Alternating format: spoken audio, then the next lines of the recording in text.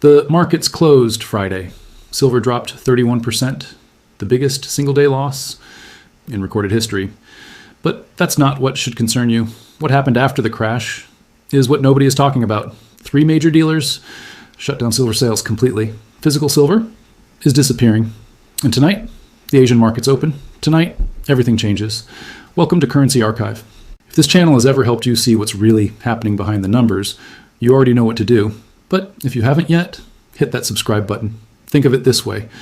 It's like keeping a trusted newspaper delivered to your doorstep every morning. You don't know how much you need it until the day the news actually matters. Now, before we go any further, where are you watching this from tonight? Drop your city or country down in the comments. I want to know exactly who is watching when the Asian markets open. The world's financial markets closed on Friday, but not everything stopped moving. Behind the scenes, in the quiet spaces where institutions make their decisions, something very significant was already taking shape. And tonight, when the Asian markets open, the audience watching will see whether that something becomes visible to everyone or disappears completely into silence. Let it be understood from the very beginning. This is not about prediction. This is not about fear. This is about reading what the data is already telling us and what it has been telling us for the past 72 hours. On Friday, silver experienced something that has never been recorded before in modern market history. It dropped 31% in a single trading day, the biggest single-day loss ever documented. For those who are new to how markets work, a 31% drop in one day means that the value of silver fell by nearly 1/3 in just a few hours. That is not a normal correction. That is not routine market movement. That is a break, a serious structural break in how the market is functioning. But here is where it gets interesting. The crash itself is not the real story. The real story is what happened immediately after the crash, and what has been happening ever since. When silver hit its lowest point on Friday, JP Morgan, one of the largest and most powerful financial institutions in the world, closed 633 of its silver short contracts. For those unfamiliar with this term, a short contract is essentially a bet that the price of something will go down. By closing those contracts at the exact bottom, JP Morgan walked away with a calculated profit at the precise moment the market was at its weakest. They did not hold. They did not wait. They exited at the exact bottom, and they did it perfectly. Now, one might ask, was this a coincidence? In financial markets, when an institution of that size exits at that exact moment, the word coincidence does not apply. What it suggests is that JP Morgan already knew the bottom was forming. And if they already knew the bottom was forming, the question that follows is far more important. What do they know about what comes next? The Federal Reserve also made a significant move this week.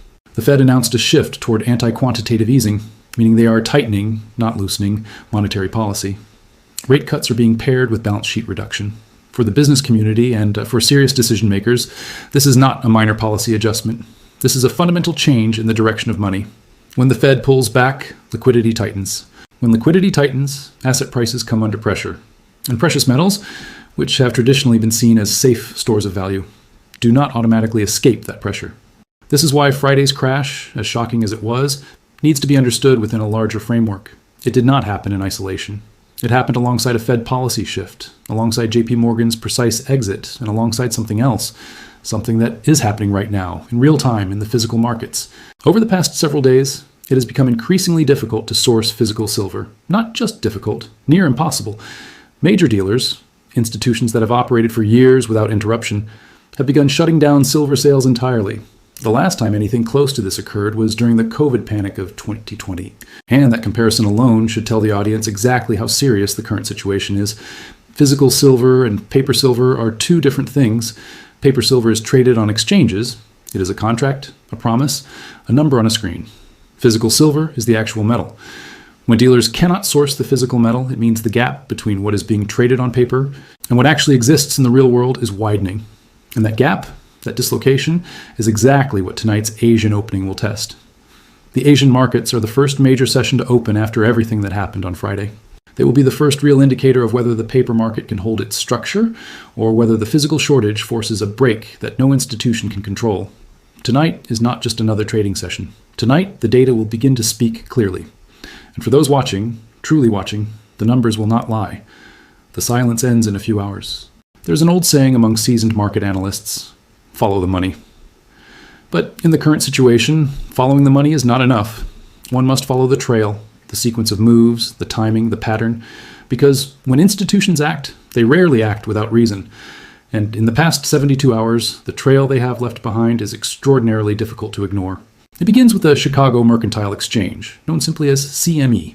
The CME is one of the most powerful financial exchanges in the world. It sets the rules. It determines how much it costs to hold a position in gold, silver, platinum, and palladium. And in the past 3 days, it has raised those costs twice.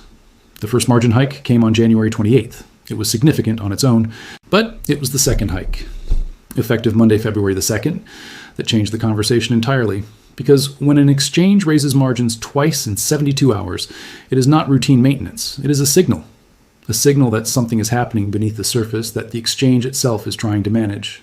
Let the numbers speak for themselves. Gold margins increased by 33%. Silver margins increased by 36%. Platinum margins rose by 25%. Palladium margins climbed by 14%. These are not small adjustments. These are aggressive, sequential increases, each one stacked on top of the previous one, designed to make it significantly more expensive to hold positions in precious metals. Now consider what this means in practical terms. Before the first hike, holding a single silver futures contract cost approximately $25,000 in margin. Think about that for a moment. The cost to hold one silver contract more than doubled in just a few days. For smaller traders, for independent investors, for anyone without institutional level capital, this is not just inconvenient. This is a wall. A deliberate financial wall that has been placed between ordinary market participants and the silver market itself. But the margin hikes alone do not tell the complete story. The more revealing detail is what happened at the exact moment silver reached its lowest point on Friday. JP Morgan closed 633 silver short contracts. Not before the crash, not after the market recovered. At the bottom, at the precise lowest point of a 31% single-day collapse, the kind of collapse that has never been recorded before in modern history, JP Morgan walked away from its short positions with calculated precision. For the business community watching, this detail deserves careful consideration. A short position is profitable when prices fall. JP Morgan held short contracts, meaning they benefited financially from silver's decline. And they closed those contracts at the exact moment the decline stopped. They captured the full value of the drop, every single percentage point of it. This was not guesswork. This was not luck. Institutions of JP Morgan's size do not stumble into perfect exits. They engineer them. They see the data before others see it. They position accordingly, and they move when the moment is right. So the question that serious analysts are now asking is not whether JP Morgan made money on Friday. The answer to that is obvious. The real question is this: why did they exit completely? When a major institution closes an entire block of short positions at the bottom, it is not simply taking profit. It is making a statement, even if that statement is never spoken aloud. It is saying, in the language of markets, that the next significant move is not expected to be downward. It is expected to be upward, and they did not want to be on the wrong side of it. Combined, the CME margin hikes and JP Morgan's exit paint a single, coherent picture. The institutions are not confused about what is happening. They are not reacting blindly. They are positioning carefully, deliberately, and with full awareness of what the data is showing them. The paper trail is there. It has been there for 72 hours. Anyone willing to read it, without emotion, without speculation, only through the lens of what actually happened, will arrive at the same conclusion. The institutions already know what is coming next. And tonight, when the Asian markets open, the rest of the world will begin to find out. Imagine a bank that promises to hold gold in its vault. Now imagine someone walks in and asks for that gold. The vault opens, and there is nothing inside.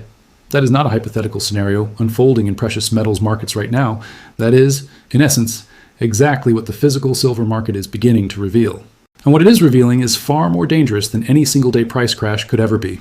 For decades, two versions of silver have existed side by side. One lives on screens, traded in contracts, moved in numbers, bought and sold in fractions of a second.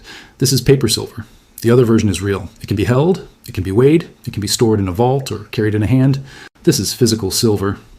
And for a very long time, these two versions moved together, closely enough that most people never questioned whether they were truly connected. That connection is now breaking. The first sign came from Bullion Star. Tori Personson, the founder of one of Europe's most respected precious metals dealers, posted a trading update on Saturday. The message was unusually direct. It stated that the company remains uncertain whether it will be able to acquire any additional silver inventory at all. Not that supply is tight, not that delivery times are longer than usual, that acquiring silver, any silver, has become genuinely uncertain. For a dealer of Bullion Star's reputation, this is not a casual statement.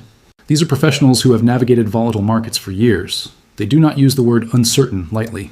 When they say they cannot confirm whether silver will be available, the audience must understand what that truly means. The physical metal is not simply scarce. It is disappearing from the channels through which it has always flowed. Golden State Mint followed next. One of the United States' most well-known precious metals dealers shut down silver sales entirely over the weekend. Not reduced, not limited, shut down. The reason was clear and painfully simple. They were not able to secure silver to sell. A dealer that has operated consistently through some of the most chaotic market periods in recent memory found itself unable to fulfill the most basic function of its business. And then came Bed & Co. The United Kingdom's largest precious metals refiner and retail dealer quietly closed its online silver sales as well. 3 major institutions, operating in 3 different countries, all arriving at the same conclusion within the same narrow window of time. Physical silver is not available, not in the quantities the market expects, not in the quantities the paper contracts imply should exist. Here is where the story becomes genuinely uncomfortable for anyone paying close attention. Paper silver contracts on exchanges like CME represent a certain volume of silver. They are backed, at least in theory, by physical inventory. But the contracts that trade every single day far exceed the amount of physical silver that actually exists in verified storage. This is not a secret. It is how the system has functioned for years. It works, as long as not too many people ask for the real metal at the same time. But right now, people are asking. Dealers are asking. Buyers in physical markets across Europe and the United States are asking. And the answer they are receiving is silence. Empty shelves, closed sales pages, uncertain timelines. The last time the physical precious metals market experienced disruption on this scale was during the COVID panic of 2020. At that moment, gold and silver dealers across the globe struggled to fulfill orders. Shipping delays stretched into weeks. Premiums, the extra cost buyers had to pay above the paper price, exploded overnight. The system was stressed, but it held, barely. The critical difference now is the context surrounding it. In 2020, the disruption was driven by sudden, unexpected demand, a shock to the system that no one anticipated. What is happening today is different.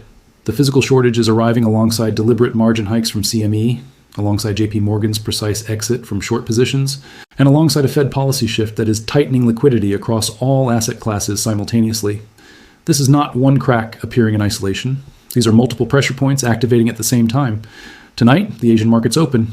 Asia represents some of the largest physical gold and silver buying activity on the planet. Shanghai, Tokyo, Mumbai.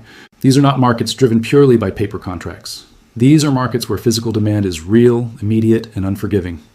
When Asian buyers step into a market where physical silver is already disappearing from Western dealers, the question is no longer whether the paper-physical gap will widen. The question is how fast. And tonight, that answer begins to form. There's a moment in every market cycle where analysis stops mattering and observation becomes everything. That moment is not arriving tonight. It has already arrived. The data from the past 72 hours has built its case. The institutions have made their moves. The physical market has revealed its cracks. Now, the only thing left is to watch, carefully, precisely, and without assumption, what happens when the Asian session opens its doors. For those unfamiliar with how global markets operate around the clock, here is what matters. Markets never truly sleep. When Western exchanges close, Eastern ones begin. And among all the sessions that run throughout a 24-hour cycle, the Asian opening carries a specific weight that the others do not. It is the first major test after a weekend. It is the first real volume after silence. And tonight, given everything that has unfolded since Friday, it is the first moment where the market will be forced to price in what actually happened. Not what analysts predicted, not what institutions hoped, what actually happened. The 31% silver crash, the margin hikes, the physical shortage, all of it enters the pricing mechanism tonight. For the first time, in real time, with real consequences. There are specific signals that serious observers will be watching tonight. Not all of them will be visible to casual viewers. But for those who understand what to look for, the data will speak clearly within the first few hours of the session. The first signal is price action in silver futures. After a 31% drop on Friday, the market has 2 paths. It either stabilizes, meaning buyers step in and hold the line, or it gaps down further at the open, meaning the selling pressure from the weekend has only intensified. A gap down at the Asian Open would confirm that the physical shortage has not calmed the paper market. It would confirm that fear, not logic, is currently driving decisions. The second signal is volume. Volume is the language markets speak when words fail. If the Asian session opens with unusually high volume, significantly above the average for this time of year, it means institutional players are actively positioning. They are not waiting. They are not watching from the sidelines. They are moving capital. And when institutions move capital in large volumes after a weekend of physical market disruption, The direction of that movement tells a story that no analyst can fabricate. Low volume, on the other hand, tells its own uncomfortable truth. It would suggest that the major players are deliberately staying quiet, holding their positions, revealing nothing, waiting for others to act first. In market psychology, silence from institutions is rarely neutral. It is almost always strategic. The third signal, and perhaps the most critical one tonight, is the spread between paper silver prices and physical silver premiums in Asian markets. Shanghai, in particular, has historically shown significant premiums when physical demand exceeds available supply. If Shanghai premiums spike tonight, meaning buyers in Asia are willing to pay substantially more than the paper price to secure actual physical silver, it would confirm in real time what Western dealers have been quietly telling us all weekend. The physical metal is genuinely scarce, and no amount of paper trading can manufacture it. This spread is the single most honest indicator available tonight. Paper markets can be manipulated, volume can be misread, but the premium that a physical buyer in Shanghai is willing to pay cannot be faked. It is real money moving toward real metal at a price the market itself has decided. Beyond these three core signals, observers should also monitor how gold behaves relative to silver during the session. Historically, gold and silver move in the same direction. But during periods of structural stress, when the system itself is under pressure rather than just one asset, gold and silver can diverge. If gold holds steady or rises while silver continues to fall, it would suggest that investors are fleeing to the most liquid, most trusted store of value and abandoning silver entirely. That divergence would be a significant warning in itself. What must be understood clearly before the session begins is this: tonight is not a prediction event. No one, not the most sophisticated institution, not the sharpest analyst, can say with certainty what the Asian Open will deliver. But certainty was never the point. The point is preparation. The point is knowing exactly where to look, exactly what the numbers mean, and exactly what each possible outcome would signal about the days and weeks that follow. The data will not lie tonight. It never does. It simply requires someone willing to read it, without emotion, without agenda, and without looking away. The Asian session opens in hours, and when it does, the numbers will tell us everything we need to know.